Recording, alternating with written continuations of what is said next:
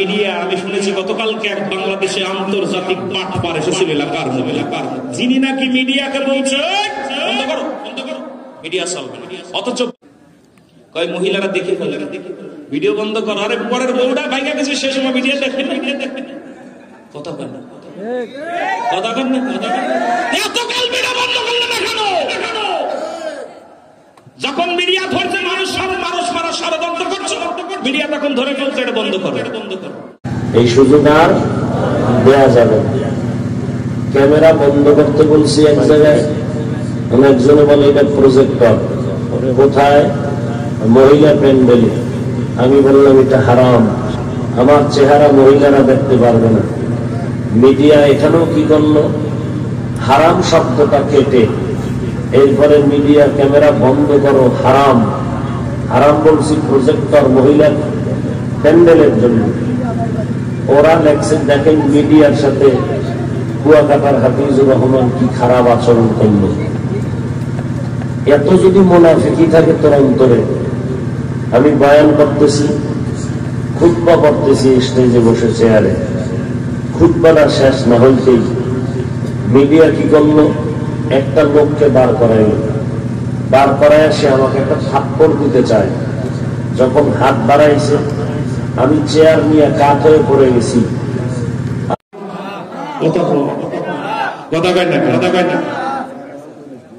অস্বীকার করে অপদার্থ যারা আজকে মিডিয়া আমি শুনেছি গতকালকে এক বাংলাদেশে আন্তর্জাতিক পাঠ পার এসেছিল এলাকার যিনি নাকি মিডিয়াকে বলছে বন্ধ করো মিডিয়া চলবে না, অথচ বাংলাদেশে চিনাইছে কিন্তু মিডিয়া, কারণ চোর ধরা পড়তেছে এই জন্য।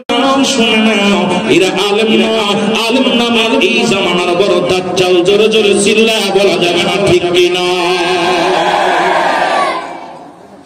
কেমন আলেম গো? কয় মহিলারা দেখে ফেলে ভিডিও বন্ধ করো। আরে পরের বউটা ভাইগা গেছে সে সময় ভিডিও দেখে না, কথা বলেন না, কথা বলেন না, এতকাল ভিডিও বন্ধ করলে না কেন? যখন মিডিয়া ধরছে মানুষ মারা ষড়যন্ত্র করছে, মিডিয়া তখন ধরে ফেলছে এটা বন্ধ করো। কারণ উনি ষড়যন্ত্র করবে, এটা দেখতে দেবে না। উনি বাংলাদেশের ক্ষতি সাধন করবে, বাংলাদেশের উপর আগুন ধরাই দিয়ে মানুষকে হত্যা করে, মানুষের সন্তান বানাইতেছে, মানুষের উপর বন্দী করতেছে। এটা যেই মিডিয়া ফাঁস করতেছে মিডিয়া বন্ধ করো, কারণ আমার এই চিটারগিরি সব জানিয়ে ফেলতেছে। জোরে বলেন ঠিক কিনা? আন্তর্জাতিক বার্তা, জোরে বলেন ঠিক কিনা? আরো জোরে বলেন ঠিক কিনা? এতদিন কই ছিলে বার্তা? কথা কন না, তখন তো বন্ধ করবে, তখন নিজের টাকাতে ভাড়া করে মিডিয়া আনছে, বরং তখন মার্কেট পাওয়ার জন্য বাংলাদেশে বড় ভাইরাল হওয়ার জন্য তখন মজা লাগছে। আর এখন যে মিডিয়া সত্য প্রকাশ করে দিছে, তোমার বাটপারে ধরে ফেলছে, তখন মিডিয়া বন্ধ করো। জোরে বলেন ঠিক কিনা? মিডিয়াও বসে নাই লাগছে তোমার পিছে। এই বাংলাদেশে পালাইতে হবে, বাংলাদেশের অলিগলিতে আল্লাহর কোন আশিকদের, আল্লাহর নবীর প্রেমিকদের আঘাত দিয়ে পৃথিবীর মধ্যে কেউ টিকে থাকতে পারে নাই, পারবে না। জোরে বলেন ঠিক কিনা? আরো জোরে বলেন ঠিক কিনা? একটু মহব্বতে দুরূদ শরীফ পড়েন, আল্লাহুম্মা সাল্লি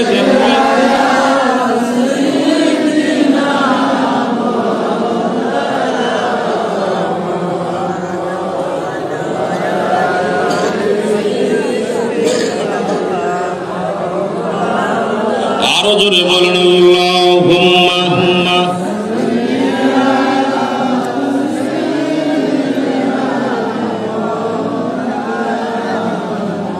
আবার কিন্তু আপনাদের এই দুরূদ শরীফ পড়া বেশি কষ্ট লাগছে।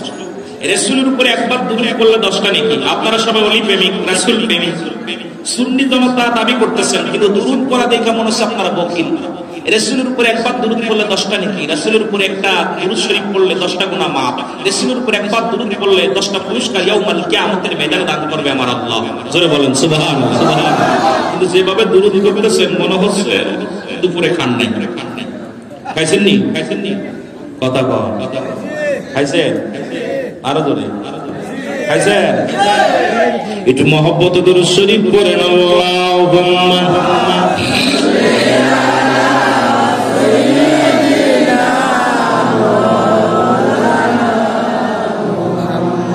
وعلى آل سيدنا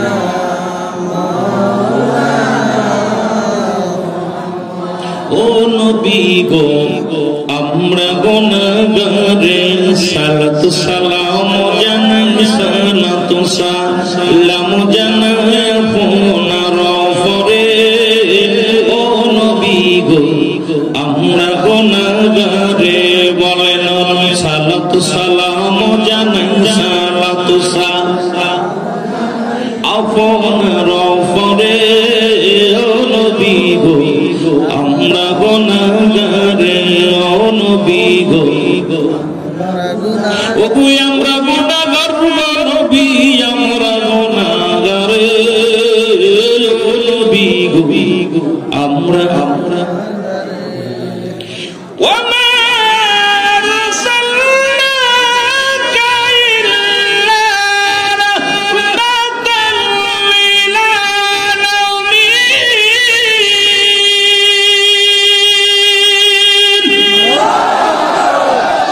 रहमतेर नबी मगफिरतेर नबी नजातेर नबी आमीन बोलें आमीन बोलें आरो जोरे अल्लाह हलो रब्बुल अल्लाह बोलें আমি হলাম আল্লাহ রব্বুল আলামিন আমার নবী হলো রাহমাতুল লিল আলামিন সেই নবীজির দরুদ বকিলগিরি করে পড়লে চলবে না হৃদয় থেকে মহব্বত করে পড়ার দরকার আছে কি না জোরে বলেন আছে কি না আমি যেদিকে যেতেছিলাম সেদিকে আমরা যাই তাহলে তিনটা নিয়ামত দান করে আমার আল্লাহ জোরে বলেন ঠিক পৃথিবীর মধ্যে যারা পেটগিরি আপনার কি দান্দাগিরি করতে এসেছে তাদের সিনাক্ত আজকে বিশ্বের বুকে আমি মনে করি মিডিয়া যারা আছে এরাই তাদের দাঁত ভাঙা জবাব তাদেরকে মিডিয়ায় সুর ধরাই দিতেছে জোরে বলেন ঠিক কি না জোরে বলেন ঠিক কি না তোমার চরিত্র কি তোমার আদর্শ কি সব আজকে প্রকাশ কারণ এখানে লুকোচুরির কোনো বিষয় নাই লুকোচুরির কোনো আপনার কোনো চিন্তাও করবেন না কারণ মিডিয়া এত আগাইছে এখন এত ভাবে মিডিয়া এত সুন্দর ভাবে আগাইছে এখন সব কিছু আমাদের হাতের নাগালে সমস্ত কিছু ধরা পড়ে যাচ্ছে রাডারে জোরে বলেন ঠিক কিনা বিসমিল্লাহির রাহমানির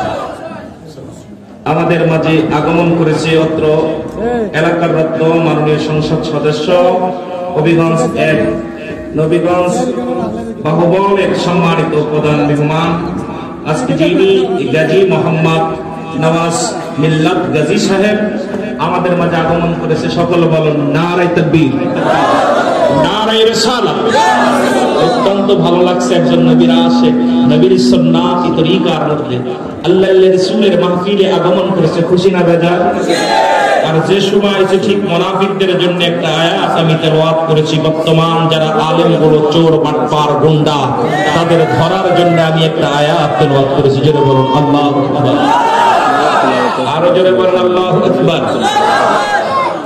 আপনারা মনে হচ্ছে আমার উপরে খুব গুসা হয়ে আছেন রাগ করেন আরো যদি রাগ করেন মহব্বতে দুরূদ শরীফ পড়েন আল্লাহ